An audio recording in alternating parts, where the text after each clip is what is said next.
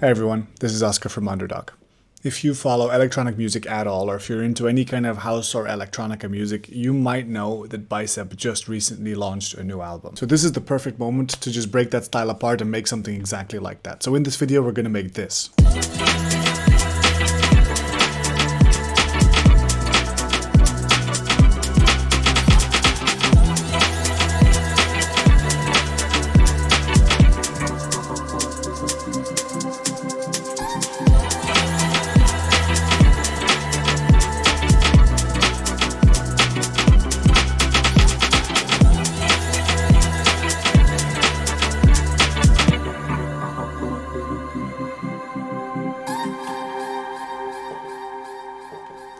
Alright, if you told me that came from the most recent album, I would totally believe you, but actually I just made it myself. So let's check it out in all the different steps and I'll walk you through it. Let's go.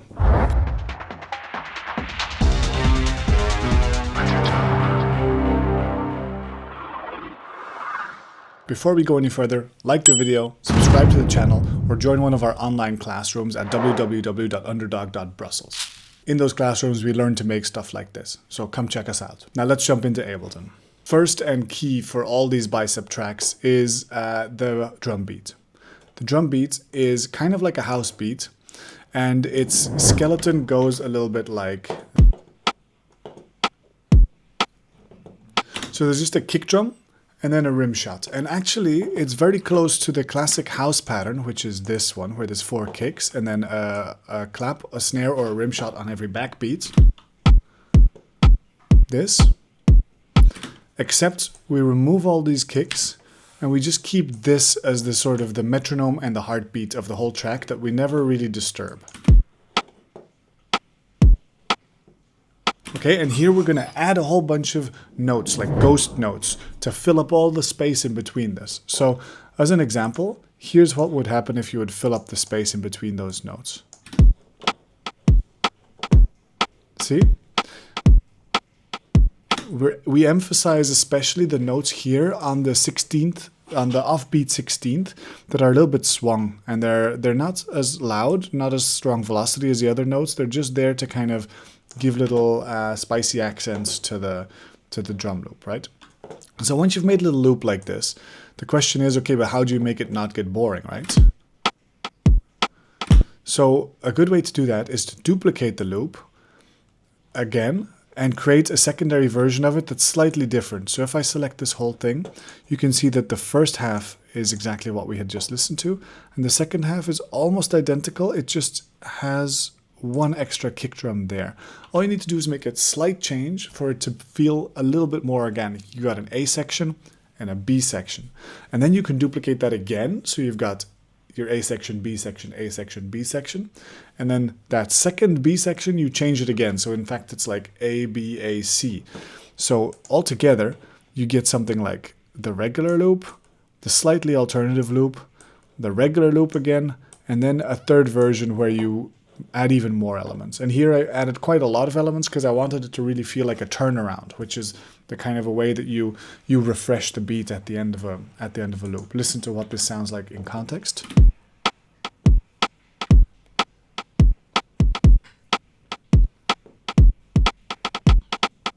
So it feels really kind of like swung and skippy at the end there, and I think it really adds quite a lot of character to the loop, and it sounds very much like a Bicep loop.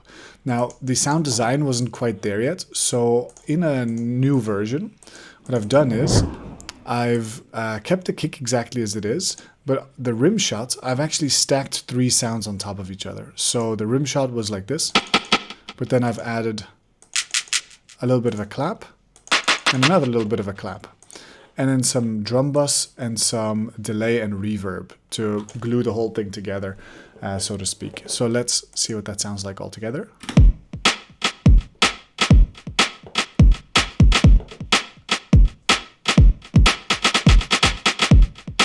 So voila, this is quite forward, punchy, quite sharp and bright, but it does definitely still sound like a kick plus a rim, right? And we started here. And now we're here. It's quite a big difference. Like the impact of those drums are quite different. So just to fill out the rest of the percussion, we also add some hi-hats. Basically, we've got two types of hi-hats. We've got a hi-hat on the upbeat that's over here. Let me play it. And then a tiny little shuffly hi-hat that does little swung hits, like slightly off the grid and with lower velocity, just to fill up the loop. So let's listen to those.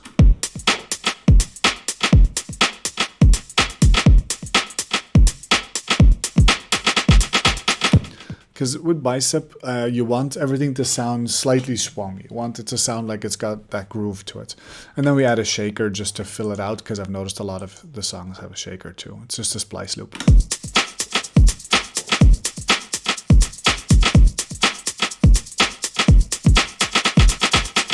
Okay, and now this is quite a lot of texture. We've got our low, mids, and highs in the drum loop ready to go. And so we can now move on to the harmony. Now, the harmony is super important in this track. I mean, I often stress it quite a lot. I stress it in the Fortet track a lot as well. Get the harmony right, because you don't want to start drawing in notes at random. You won't get the kind of coherence and satisfying musical movement if you don't first decide the 4 chords that you're going to use. Bicep uses 4 chords a lot, which is a very pop music kind of approach to things. All you've got to do is go to Chordify, and on that website, someone has done the work of actually identifying the chords, putting them in there, and all you have to do is program them into your music. And so the 4 chords that one of the Bicep songs uses are the following.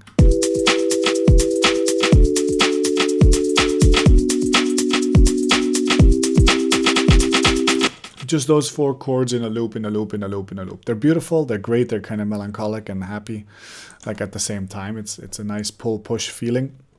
And then I've only been playing this now with the operator, which is just a tool that I use before going to the sound design phase. So I never leave this operator sound in there like that. Later I replace it with whatever sound I want. But I just use the operator to be able to hear the pitches of the sound, because the chord progression's pitch has to already give you an emotional effect before you even add any synthesizer sound to it. Okay. Now, to get one of the signature Bicep sounds, I've used the arpeggiator Cthulhu. I used this in the Fortet video as well. And it listens to these chords, but listen to how it breaks them up.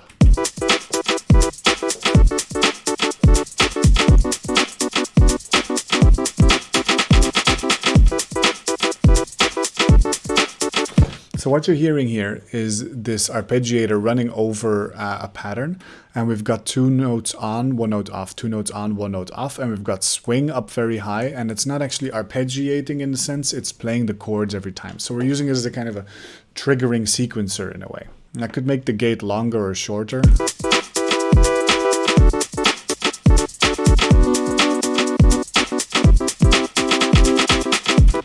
And that's that. So again, this is just an example sound. We're not paying attention to the timbre of the sound. We're not paying attention to the characteristics of the sound. We're paying attention to the rhythm of the sound, and we're paying attention to the chords of the sound. But we're not paying attention to the sound design yet, because that's the next step. Sound design is the next step. And what we're going to do is we're going to feed this Cthulhu into some Sylenths, and I just like Sylenth.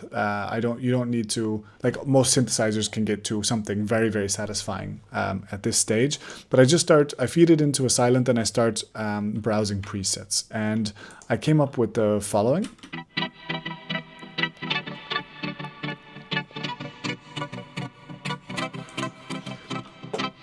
And in itself, I found this a little bit thin, so I found a second part. And together,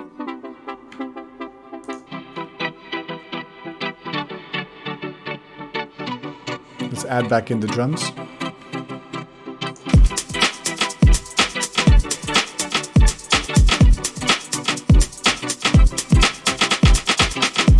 Okay, cool. So these are the kind of chords that are really going to carry the whole song. Like having this element open and close is really going to be like, I would say, the protagonist of this song. You first hide these a little bit, and then you open them up with a filter, and then you hide them again with a filter.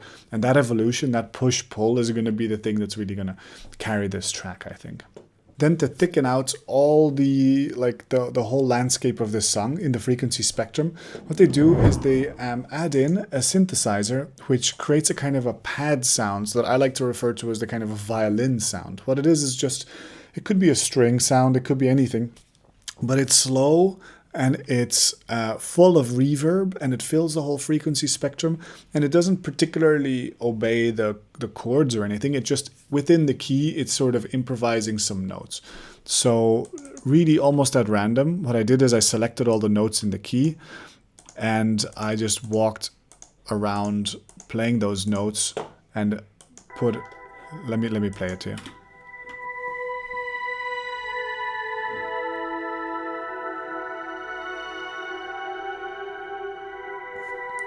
You hear how it's just sort of slowly evolving, creates like a glassy fullness to the whole song.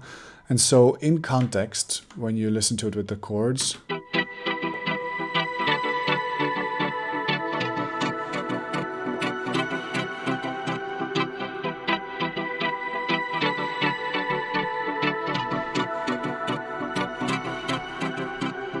this just gives an extra dimension to those chords so that it doesn't feel boring. It just feels like it's constantly evolving and like there's something happening all the time. Now, another element are the vocals. So Bicep likes to use a kind of, I would say like a kind of a maybe trancey or old school house vocals on things of people who are really like performing like divas, and then pitch them up and down and just slather them in reverb and use them as an instrument, not as a vocal performance. So usually in Bicep, the voice is used, but the voice is not used in the way that it's used in a pop song. In a pop song, the voice is there speaking to you, and you're supposed to pay attention to the lyrics, and it's the main performance element. Here, it's a supporting element. The chords and the musical texture are the main element, and the voice is just there to support. So I found myself a vocal slice in some old school sample pack, and I just pitched it around until I found that it matched sort of the pitch of my song. So. And I absolutely destroyed with delay and reverb, but that's all. And I took little slices of it and placed them here. And the little slices I pitched up a little bit, so that it kind of sounds like there's a whole performance going on, even though the only sound I had was this "oh yeah" part. But it really adds something to the musical element. So altogether, we get this.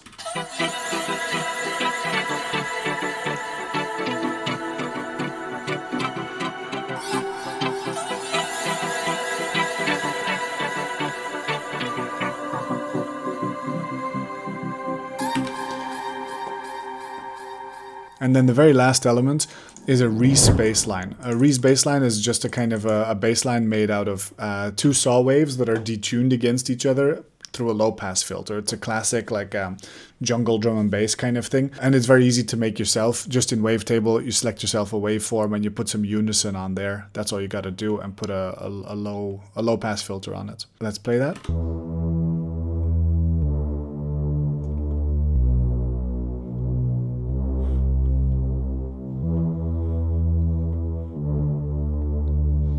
And then I stop it here. I also stop the drums here because in this little loop, I wanted to create like a miniature climax, a little miniature break, a little bit of a push-pull feeling so that things go away and then they come back. That keeps things fresh and makes it easier to work on this loop for a much longer time. So everything back together.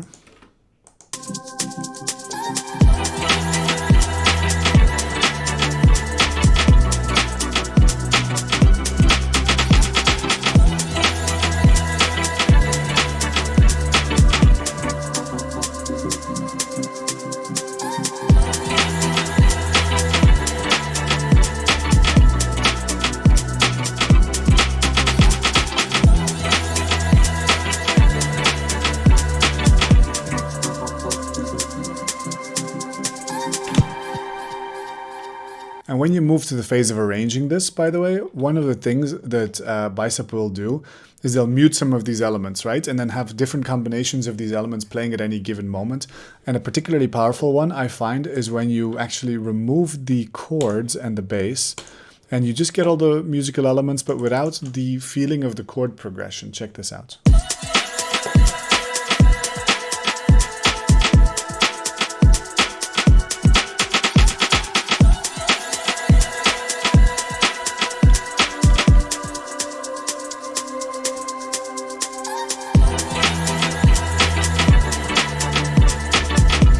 So then when all those elements come back in, it feels really full and emotional. But when you take them out, this sparsity is still really nice because there's something melodic going on.